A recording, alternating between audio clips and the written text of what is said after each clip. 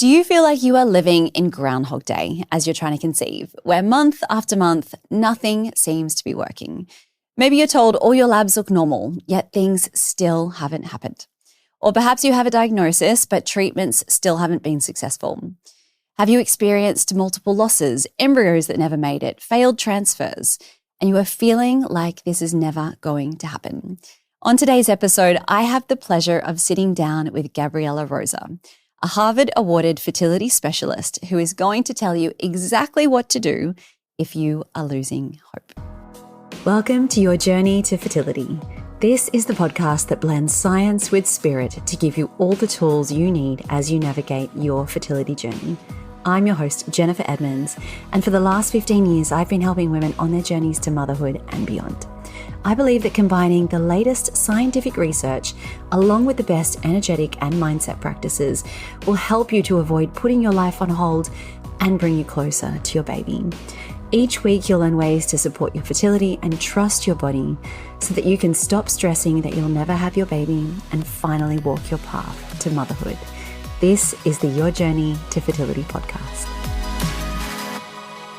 Welcome back to the podcast. Thank you so much for being here with me today. And I am so excited for today's guest. And I feel like this is really timely because I think that as more and more people are experiencing infertility, I feel like as we go down the paths of fertility treatments and IVF, we are seeing more and more of this one-size-fits-all approach. And I see so much with the women and the students that I work with that often this isn't addressing the deeper fertility issues at hand. So I am thrilled to welcome Gabriela Rosa here today. Gabriela is a Harvard-awarded fertility specialist, founder of the Rosa Institute, and author of The Fertility Breakthrough, Overcoming Infertility and Recurrent Miscarriage When Other Treatments Have Failed. She is a pioneer in integrative fertility care and has supported more than 200,000 people across 111 countries, with published research demonstrating a 78.8 live birth rate among patients.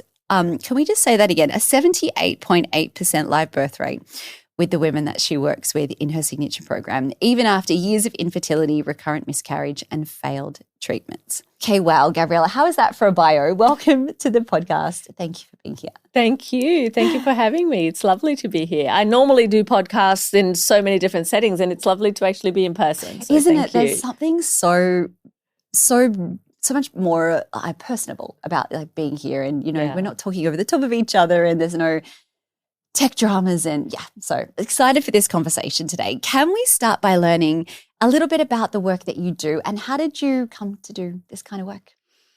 I think the work found me and I found it mutually, in a way that it was most unexpected. I think when I was deciding what I was going to do after school, imagine that, I was thinking, oh, maybe I'll become an interior designer. Maybe I will study nutrition. Maybe there were so many thoughts in my mind, but I was really interested. Actually, it went down that nutrition path, then decided very quickly in my beginning of that process that food alone, as much as food is medicine, it's very difficult to utilize it as medicine when things are already, let's say, out of balance, right? It's certainly much easier to prevent disease through eating well than it is to treat it once you've actually, using food alone, once you actually have an issue. And so I thought it would be useful to have more tools. I started then studying naturopathy, and so I did my degree in a Bachelor of Health Science, naturopathy, then went on to do a master's in reproductive health and human genetics and a master's in public health, and of course, now I'm doing my doctorate at Harvard. So it's just been this kind of journey.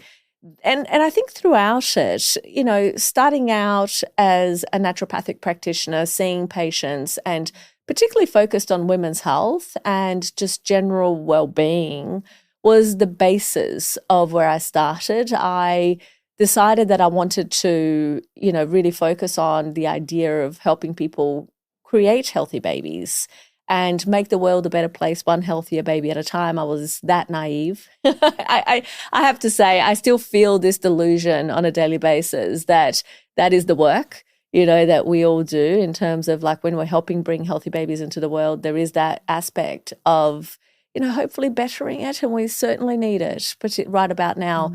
So that's how it started. And the types of patients that used to come to me in the very beginning, I think that it's every practitioner experiences that evolution, As you begin, you have a set of experience and a skill set that you can utilize. And of course, the more that you do something, the better you get at it, the more that you evolve in your own practice. And the different types of patients that start showing up as your skill levels increase are very different, from day one versus, now 24 years down the track, and the types of patients that I treat now are completely different to how they were in the beginning.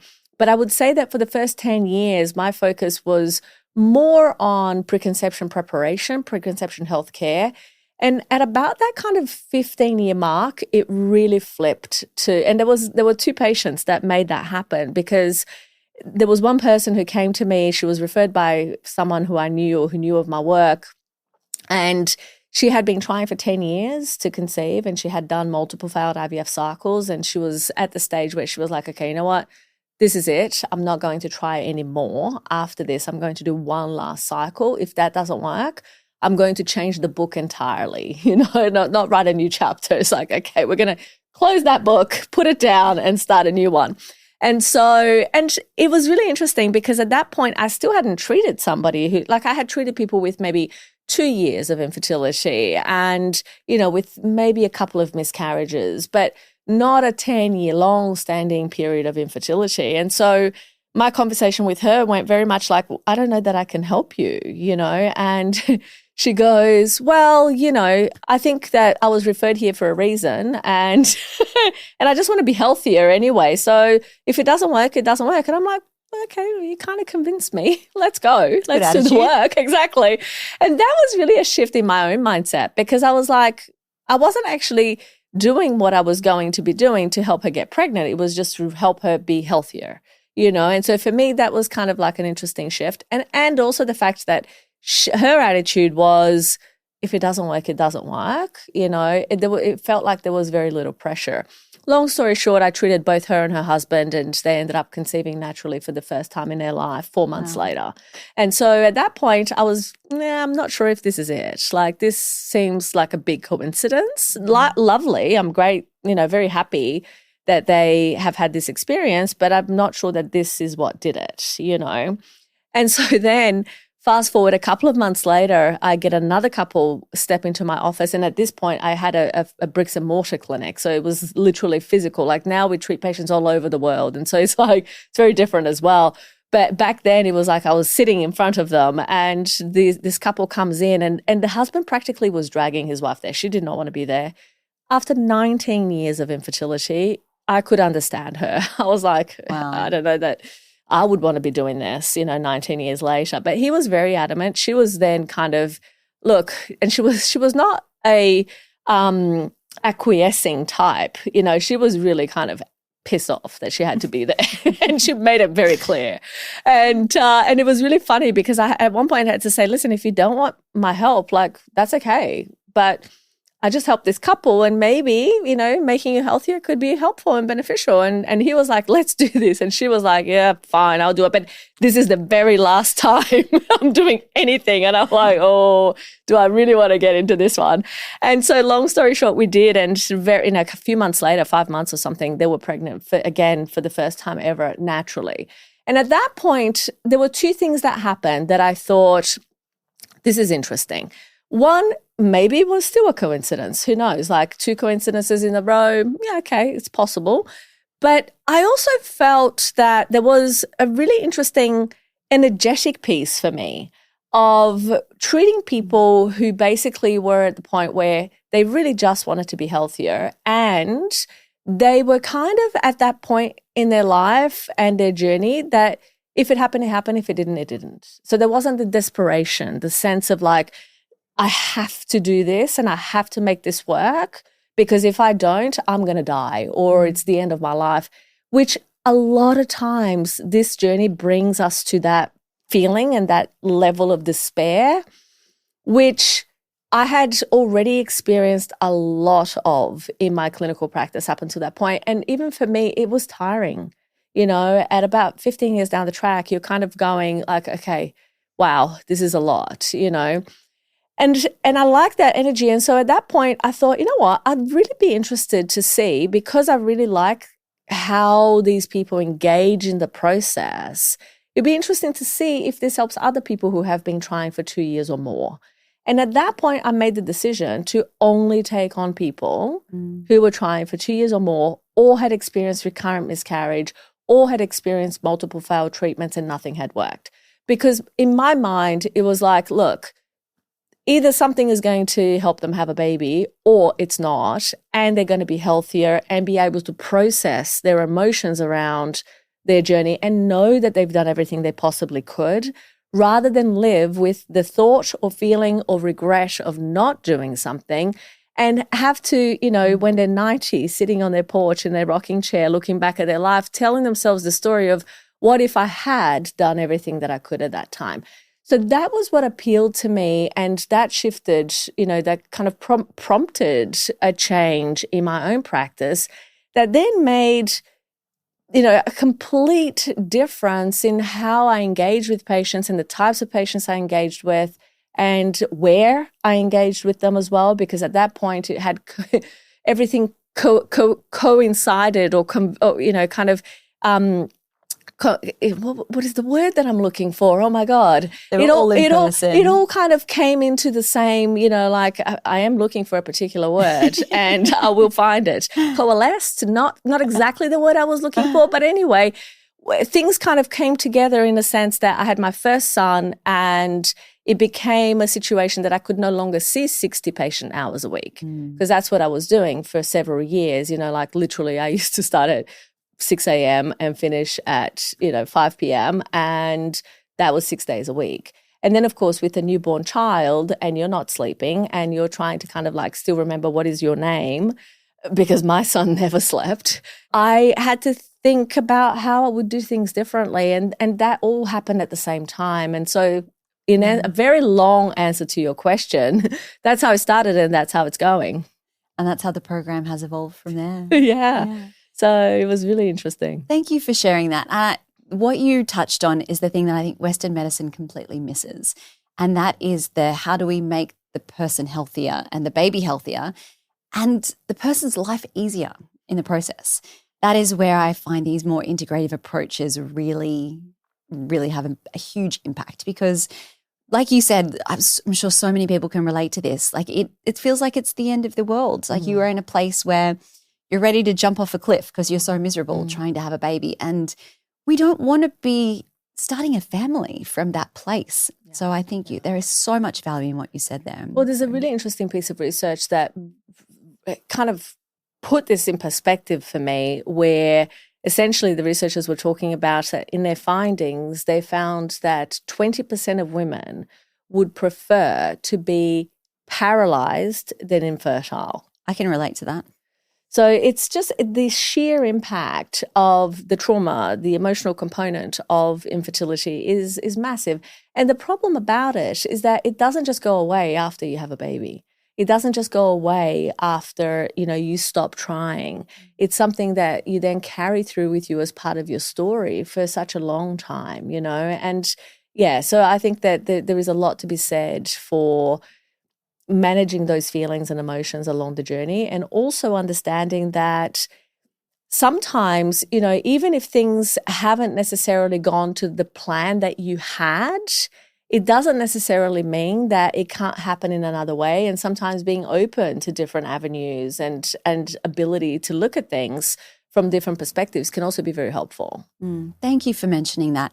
That is something that is absolutely not talked about enough. This idea that once you have the baby, everything will be fine. All of the trauma that you've been through is just going to magically disappear. You're going to live your life. But God, I remember being so triggered by things that had never used to upset me after my daughter was born. And it took me years and years to realize that I think a lot of what I went through to have her was coming up again and again. And it made my second journey really difficult as well. Yeah. And that is just something that people aren't talking about. So thank you for mentioning that. Yeah, no, for sure. Your program has such an incredibly high success rate, and you've touched a little bit about your approach and how you do things differently, but can you walk through what are the things that you are looking at that, say, a fertility doctor is not? Yeah, I think that the very first, you see, and this is where we need to kind of take a little bit of a step back into the paradigm in which I operate versus a strictly IVF doctor operates in.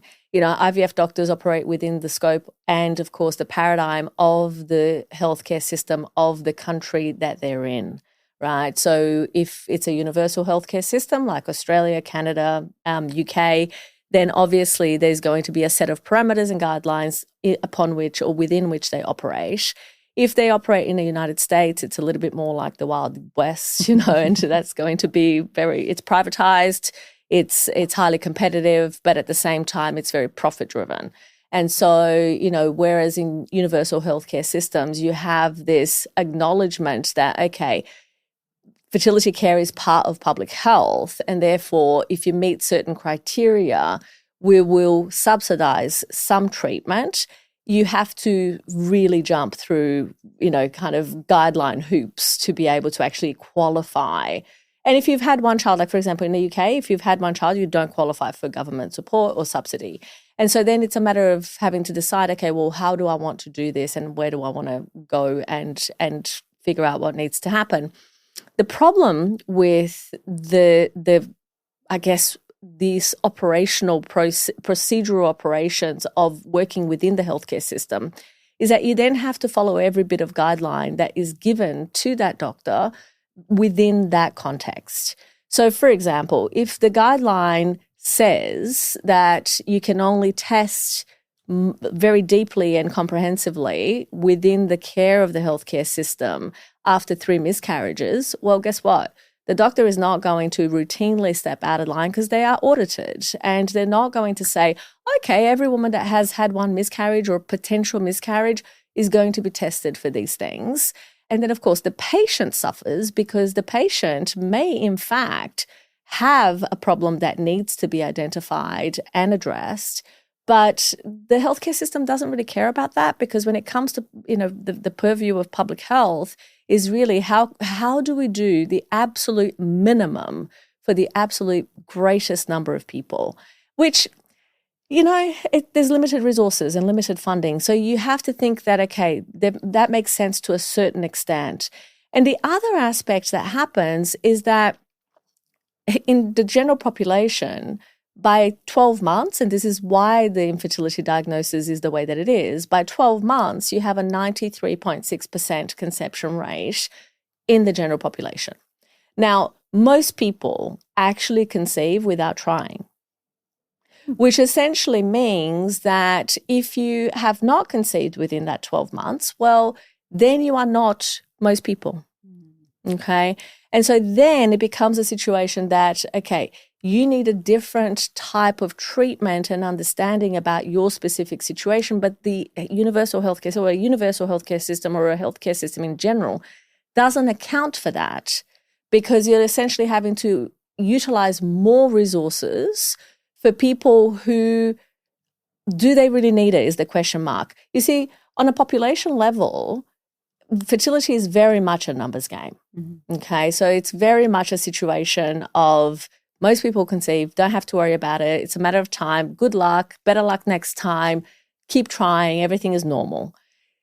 The problem that happens is that when you are part of that subset of people for whom it hasn't been easy, that narrative no longer applies, because you are no longer part of the just keep trying. Although within 2 years, almost 96% will have conceived.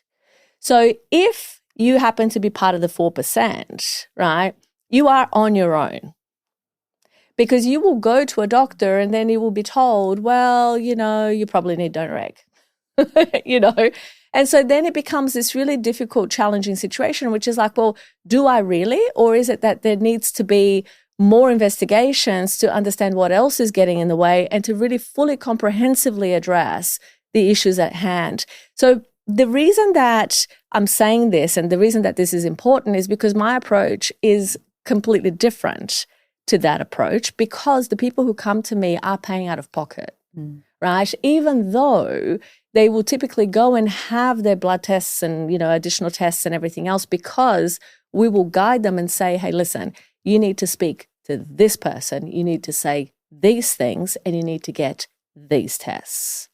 So we know what it is, the challenges they're going to face, the things they're going to be told and by whom, and so where they need to go to get what they need to get done so that they get the answers they need, as opposed to be told, oh, no, everything looks normal, just keep trying.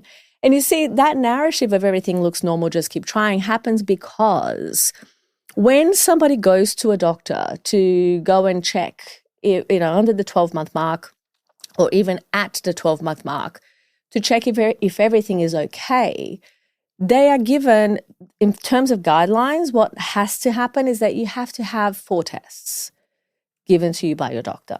The first is making sure that you have patent fallopian tubes. So the fallopian tubes are clear, they're working, there's no blockage, okay? The second thing is that you are ovulating. Typically, day 21 progesterone, problematic at best because some people who have irregular cycles will not have an elevation to day 21. They might be menstruating and or ovulating later or earlier. And so it's 7 days after ovulation. But if you're not tracking your cycle, you might miss that as well. And so it becomes a little bit difficult to really utilize that as a good marker, but that's usually what happens in, kind of standard therapy. And so that's the second test. The third test is an ultrasound to make sure that your uterus can carry a pregnancy to term. Once those 3 tests have been done, the woman is deemed assessed, okay? And with those assessments, these days, they're sure, most medical doctors will do STI screenings, most will do a full panel of hormone tests, but they don't have to, okay? Your GP doesn't have to do that. So your GP will usually do the most basic of basic tests. And then if they think that there's something that needs to be looked at, they might order more tests or they might send you to a specialist, in which case you will probably be given a referral to an IVF doctor or in the US, a reproductive endocrinologist or someone who's going to essentially be sending you to IVF. So that's the pathway. That's the kind of way in which things operate. Now, once you go through that process, and of course, I said 4 tests and I told you about 3, the 4th is the semen analysis, right? And so what happens when a woman is under 12 months or around that 12-month mark and she goes by herself to the doctor and has this conversation, for the most part, the doctor might say, okay, your husband should have a semen analysis. She might go home and tell him, you probably should have a semen analysis. He will go, no, everything's fine with me. I'm being facetious, but gentlemen, please be aware, you need a semen analysis.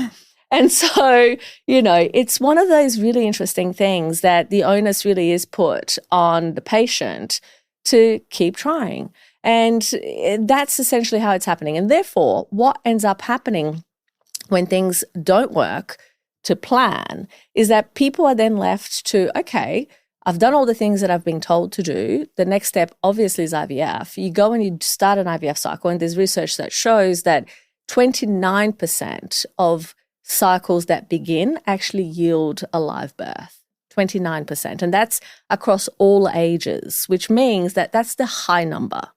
When we're talking about 40 or over 40, we're looking at single digits, okay? And so then we really need to question, is that the best approach? And if it is the best approach for that particular couple, because some couples will need IVF. There's just no discussion about that. It's a wonderful technology for the people who really need it, and it is utterly overused around the world. And so this is really where it becomes tricky, because if you know that you may need IVF but don't exactly need IVF, and you then ask your doctor, is there something that I can do to improve my fertility or my chances? No, everything's fine. We'll bypass that with IVF. And we still are seeing a 70% failure rate. So I wonder, what's the truth here? And of course, in a universal healthcare system, the government is wanting to subsidize as few cycles as possible. So the interest is not in doing multiple cycles, but there's also not really an interest in figuring out how do we improve, how do we assess these patients in a different way? Because, well, if you're going to treat anyway, why test is the cost effectiveness model of the healthcare system. Therefore, it's like, well, yeah, okay, so there's nothing you can do. IVF will bypass this, but it doesn't. And so that's where it becomes challenging.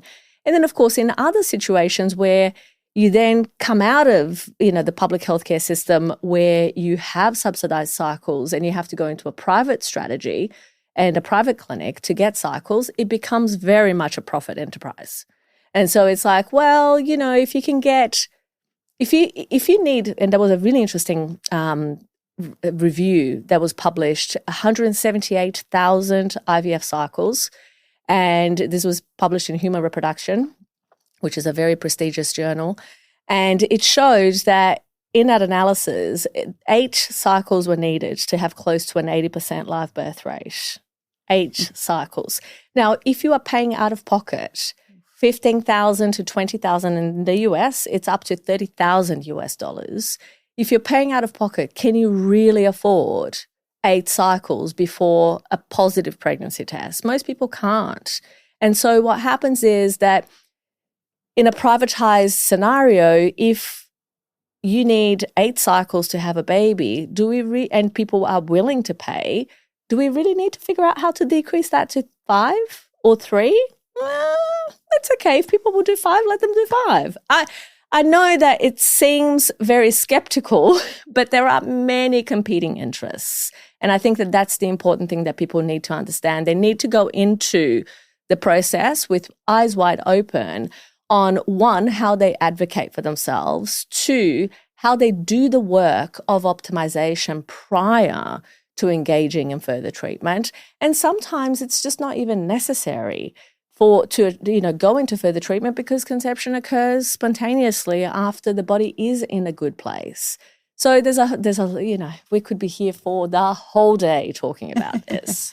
I feel like my heart rate is just rising and rising listening to you speak about this. And you're right. And it's that horrible combination of public health versus private health.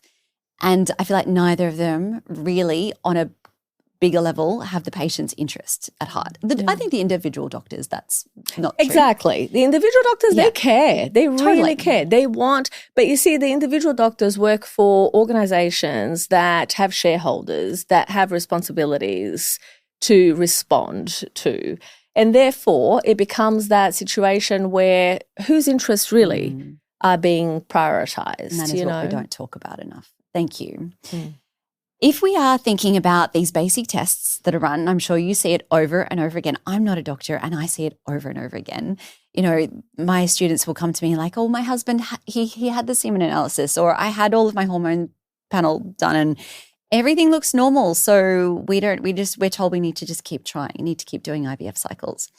So I really want to dive into what we're missing. So can we talk about men to start? Because I think this is a very big part of the conversation that gets forgotten about for some bizarre reason. It's not like they're 50% of the equation or anything. So what are we missing when we get this basic semen analysis and we're told it's normal? Mm-hmm. Is it really? Well, here's the thing. Normal is have sex, get pregnant, have a baby. We're no longer having this conversation. That's normal. Any deviation from that is common, but not normal. And I think that the one thing that really needs to happen in fertility treatment across the world is the distinction between these two words, and that they are not interchangeable. They are not to be used in place of another. It's just like it's one of those things that common just because you have period pain, because you have hormonal symptoms throughout a cycle, because you feel like you want to strangle your husband when you're about to get a period, whatever it is, right? All of these feelings may seem very common, but they are not normal, right? And so, again, I think that we need to really speak to the point that we misunderstand that combination of factors, of what's normal and what's actually just common, and that needs to be addressed. Now, when it comes to fertility, and I think that even before we talk about men in this context, we need to talk about the fact that there is a societal brainwashing that has, for the longest time being in operation, that fertility is a woman's issue. Good old patriarchy. Yeah. I won't even go down that path. Another conversation. But, for another whole month. But anyway, so absolutely there is a situation where fertility, but you see, this is the problem, is that patriarchy is propagated by women most of the time, which is really interesting to me. I look at this really bizarre set of ideas that keep being shared over and over again. Like, for example, fertility starts with the egg. Well, actually it doesn't at all. The egg and the sperm, for that matter, actually are end results, end points of many biochemical chain reactions that have an immense start all the way here, at this other point of the entire conversation. If you think about it, we women are born with all the eggs we will ever have, which means that when we were being gestated, when our mothers were being gestated and our grandmothers, we were already in her ovaries. So can you understand that the egg and the sperm, although important, they are not the beginning of the process. And when it comes to fertility, I think that there is nothing more disempowering than segregating parts of your body, parts of your physiology, parts of your biochemistry into, this is the problem. That is entirely disempowering. Because when you are focused only on the reproductive system to understand and optimize fertility, you are leaving a whole lot on the table of what you can actually do to optimize chances. So, first of all, fertility is a team sport. There is nothing else to be said other than that. 50% of the fertility equation comes from the male factor, 50% from the female factor. And if we wanted to kind of nuance that even more, I would say 40% female factor, 40% male factor, 20% embryonic factor, and other factors that, help or harm implantation. And so really what we need to take into account when we are wanting to improve our chances of not only conceiving, but keeping a healthy pregnancy to term, by the time we've got to the embryo, we're already late. We're already late. You can have euploid, beautiful, tested A-grade embryos and still have many failed transfers because many of these other biochemical pathways that needed to be adjusted for optimization of implantation and the development of an embryo over time haven't been addressed, right? When we're talking about infertility, particularly long-standing infertility, and we have patent fallopian tubes and we have sperm, do we really think that in a 19-year period, the egg and the sperm have never met? Clearly not, right? We're looking at a point here that, yes, we might also be dealing with fertilization failure. We may also be dealing with implantation failure. We know that 3 out of 4 pregnancies don't ever make it to a positive pregnancy test. And there is nothing more clear when you transfer a A-grade euploid embryo and you end up with no positive pregnancy test at the end of that cycle. What is that telling you? At the time of transfer, you were pregnant. No matter what, you had an embryo in your womb. The fact that it did not become a positive pregnancy and that embryo didn't continue developing is the work. That's the work, is figuring out, okay, what went wrong here? But do you usually hear doctors talking about, okay, let's figure out why did this not work? What is the problem here? And the thing that I hear the most that really riles me up is when I see a result of an IVF cycle. A patient of mine had this exact thing, 6 years of infertility. First cycle, did 3 cycles of IVF. First cycle, 12 eggs, 0 embryos. Second cycle, 12 eggs, 0 embryos. Goes and conceives naturally, has a miscarriage, goes into a third cycle, 2 embryos, no pregnancy. Definitely an egg quality problem. That was what she was told, yes. Where this was going. And so, this was so fascinating because that was exactly what she was told. She was then told that, look, you probably need donor egg, but actually even donor egg probably isn't going to work. And because your endometrial lining is not responsive, so you've got very thin lining, it's not responding, so you probably need a surrogate. And at this point, she's like, no, like surely there's more that I can do. So, 12 eggs. Literally. So then in my clinic, I have a process where I don't take on cases until I assess the case to see if I can help. So she comes to me for an assessment. So, and I take everything that's available, right? I take the semen analysis, the this, the that, the whatever else. So I'm looking at this and I go, so did somebody tell you that there is a very low sperm count, 0 motile sperm, and very poor morphology? Oh, no, not really. I'm like, okay, this is a sperm problem. Sure, there are some other issues that we need to address on both sides, but this is not an egg quality problem. Even though, yes, I mean, she had, and I won't even say that it wasn't an egg quality problem. It wasn't an egg ovarian reserve problem because she was still getting a good number of eggs. Even though her AMH levels were kind of, that borderline, she was still responding to treatment. Therefore, it couldn't be the only issue. And of course, then she went on, did all the things that she needed to do. We treated both partners. She conceived naturally twice. Wow. Through the program. So she went, had a baby, first time around, came back, redid the program, conceived second time. And again, both times very quickly, after 6 years and all of that going on. So the semen analysis is critical. Understanding how to interpret it is even more important. And understanding that just knowing your count, your morphology, your motility is not a complete semen analysis. So, you need to understand, what is the DNA fragmentation doing? Is there a semen culture? Do we have infections in that sperm, in that semen? Do we have a situation where antibodies are getting in the way? I had patients, with like 100% antibodies come to me and it's like, you need IVF. Like you need IVF, right? With this kind of level of sperm. And you can improve to a certain extent. And sometimes you can improve enough that a natural conception is possible.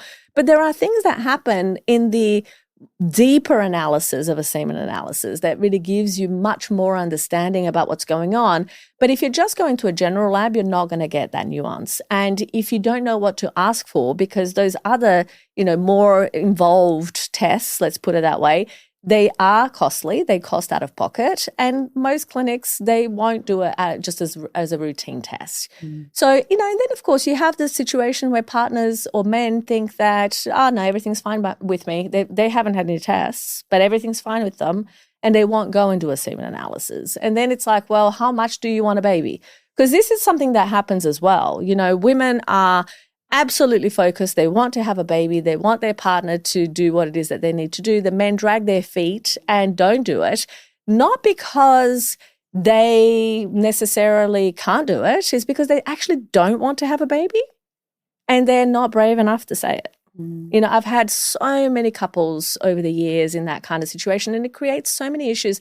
And it's so unfair, for a woman who actually wants to be a mother to be stuck in a relationship with a guy who doesn't want to be a dad or doesn't want to be a dad with that person and doesn't grow some to say it, And I think that women need to really step to the plate and go, hey, what's going on here? Not just step on eggshells and go, oh, he doesn't want to do it. Well, do you want a baby or do you not? So I'm a little bit like that. Yeah, no. And we need to be. It is, like you said, a team sport. And I've been doing this a long time. So, people who come to me, usually they want to have a baby. They're there because they're like, okay, let's get this done. Absolutely.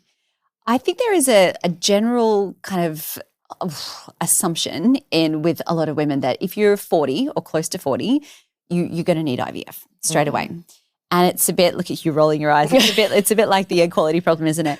Can we talk a little bit about female fertility? And yes, we know that egg quality declines as we get older, as does sperm quality, and our ovarian reserve declines as we get older. All these things are true, sure, but is being 40 a reason to do IVF? And can you talk a little bit about what do the stats show us between the benefit of IVF over 40? Okay, so I'll start answering that question by our initial analysis, which was the Harvard, my master's thesis at Harvard, which is essentially where we looked at 544 patients, and that's where the 78.8% live birth rate came from.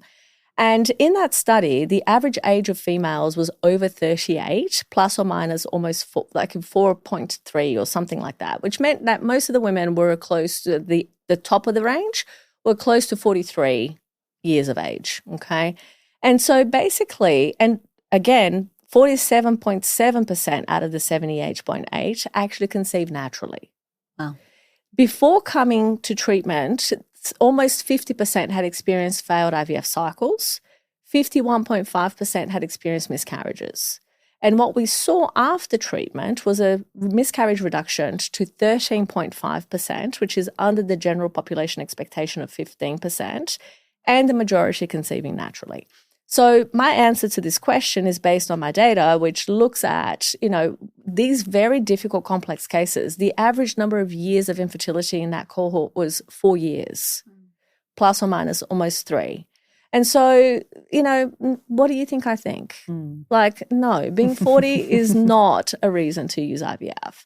It's the reality of it is that for some people, it's so funny because I was doing a creation story interviewing one of my patients today, and she's a medical doctor in the UK, and, very complex, very difficult history where she has sickle cell anemia. Her husband had to have a kidney transplant. There was a whole lot of things. His initial semen analysis when they came to us was 0.2 million. And this was before going for a kidney transplant. We got his sperm up to 52 million. And she was telling today, she was saying, we actually thought, because we received the results via email, and we had to reply back to say, sorry, is this a typo? Is the decimal point in the wrong place? Is this 5.2 million? He goes, no, it's 52 million. And so the thing about it is that it's not necessarily, somebody's need for IVF is not necessarily focused on age. It's not necessarily focused on, low AMH. In fact, if you look at the population data on this, you will see that when AMH levels are low, the chances of IVF working are much less, right? And the chances of natural conception are much higher. And so being 40, if you have lowered AMH, is probably the worst path, all things being equal. Right? Now, let's say that we have to use IVF because we have blocked fallopian tubes. Well, different conversation entirely. Then yes, anybody who with blocked fallopian tubes will need to use IVF. But if you think about it, in 1978, when IVF was actually introduced, it was introduced to address and treat tubal factor infertility. These days, it's used for literally every possible reason as to why somebody is not conceiving, including I don't want to have sex. I want to choose the gender. I mean, you name it. It's when I say it's the Wild West, that is why. So no, I don't think that just because of an age, and in fact, this is why I don't have an age cutoff in my program. I literally think that, okay, let's assess the situation on its merits. Let's have a look at, do we have a reasonable FSH level? Do we have a reasonable FSH to LH level? Do we have reasonable estrogen levels? Do we have reasonable sperm? Do we, are we ovulating regularly? These are all questions that I would ask well in advance of proclaiming, oh, you need IVF. And I'm not against IVF. We are the first in my clinic. If I talk to someone and I look at their parameters and I look and think that, okay, actually you need donor egg. It's the first thing that's going to come out of my mouth. It's literally, I will say, are you open to this possibility? Because in my mind, this is probably the only way this is going to happen, right? And then you have people who are like, okay, I may be open to it, but that's not my first step. I want to optimize my chances to see and try. And if that doesn't work, then I'll go and do IVF, donor egg. Okay, we can work with that. But if somebody has, an FSH in the hundreds, hasn't ovulated for a year, I've had this literally, phone call. Oh, yeah, no, I want to conceive naturally. I'm 50. I haven't had a period for 2 years and I have an FSH that is over 100. I'm like, okay, you need donor egg. If you're not going to consider that, then I can't help you. And I had one woman tell me that I was lying to her, So it's like, I'm not here to be popular. I'm here to what works. And what did the results really speak for? So I think that's a bigger marker of the work that you do. Exactly. And also, like, is there room for improvement? Because sometimes the results 0.2 million sperm, you go, what's happening here, right? But I saw that, okay, there was no testicular failure, because obviously I was looking for those things. There was no testicular failure. There was no blockage. So, okay, maybe this is a function of the fact, and we knew that he was going into kidney failure. He needed a kidney transplant. He was already on the list. So that wasn't a surprise. But we were able to get that improvement. He was already on dialysis by the time we got his sperm to 52 million. And there was obviously a correlation of the fact he basically, when he first started treatment, he was fine. He didn't need dialysis. Obviously, starting treatment, he was already on the list and then, of course, needed to start it. So there's a combination of factors there. But this is the thing that you need to take into account, is that it's not just a matter of like, it's very easy when we're going through fertility challenges to want a simple solution to a complex problem. And the types of patients and the types of cases that I treat are really difficult and complex for the most part. And so you can't expect that you're just going to click your fingers and have a healthy diet for a month and take some supplements and it's just all going to be amazing. Because it's not. It takes work. Mm. And fertility clinics wouldn't exist if that was the case. So, yeah. Gabriela, one of the things that I love that you speak about is the emotional impact of this journey and a lot of the trauma that is created from so many of these experiences. And you are running a clinical trial at the moment to speak about these things a little bit more. Can you talk more about that? And let's also talk about the ways that people could work with you and get in touch with you. Yeah, for sure. So the INSPIRE study is essentially an intervention focused on looking at is there a way in which we can reduce the effect of trauma, grief, and stress on that journey. It's really focused on assessing whether a writing intervention can help to remove or reduce those feelings, throughout the journey. So people can find out more information about the study at inspirestudy.online. So if they just go and put that on the browser, inspirestudy.online. We are currently recruiting and people all over the world can participate. It literally just requires you being over 18, female, and not currently going through IVF treatment. So those are part of the eligibility criteria. And you have to be able to read in English and write, not well. Like nobody needs to write well. In fact, you don't even need to have good spelling or grammar at all. But you need to be available for 4 consecutive sessions of 20 minutes of writing in a 4-day kind of window.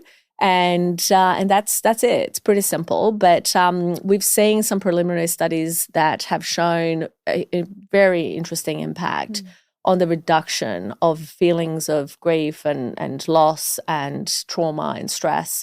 And so whilst going through fertility treatment, so we're doing a study that's looking at those types of situations outside of the context of fertility treatment, and sometimes people may have gone through a very traumatizing journey and have come to the end of it and decide that they want to apply this. And so this is a study that's available for people who have gone through it, have finished it, or who are still in process but not currently doing treatment.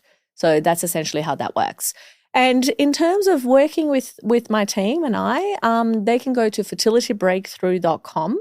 So that's fertilitybreakthrough.com. I should have brought a copy of Fertility Breakthrough, the book, to leave with you today. But that book is available free on Spotify and YouTube as well. So people can essentially, go listen. It's me reading it. So you have to like my voice to get through it. But I do, my kid heard it the other day. I don't know how. I don't know how he got to it, but he basically was listening to the book. He goes, "Wow, Mum, that doesn't even sound like you." I'm like, "Just reading very peacefully, Jake, unlike how I talk to you when you are not doing the things that I'm asking you to do."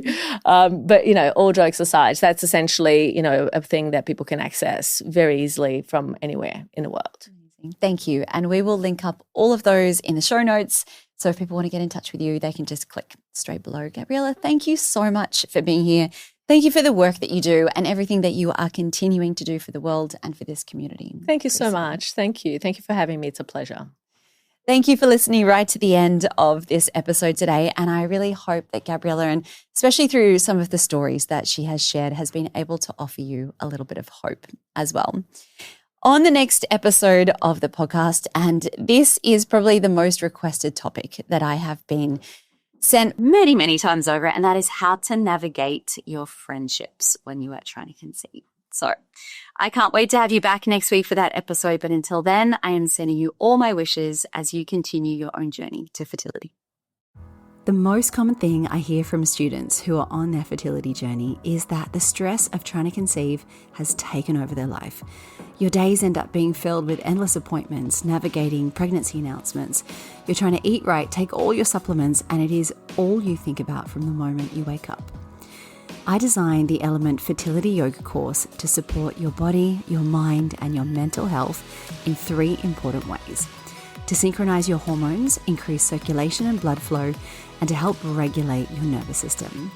But on top of this, the greatest gift that you can give yourself throughout this journey is a sense of peace, to help you calm your mind and just make this process feel easier.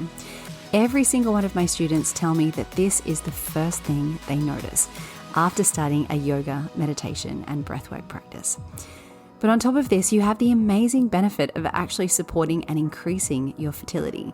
Studies have shown that those participating in mind-body programs as they're trying to conceive have success rates 3 times greater than those who don't. The course I've designed walks you through natural conception as well as fertility treatments and IVF cycles. And the best part is you can work through it at your own pace in the comfort of your home. The practices start from just 10 minutes per day. To learn more, visit elementpilatesyoga.com or see the link in the show notes.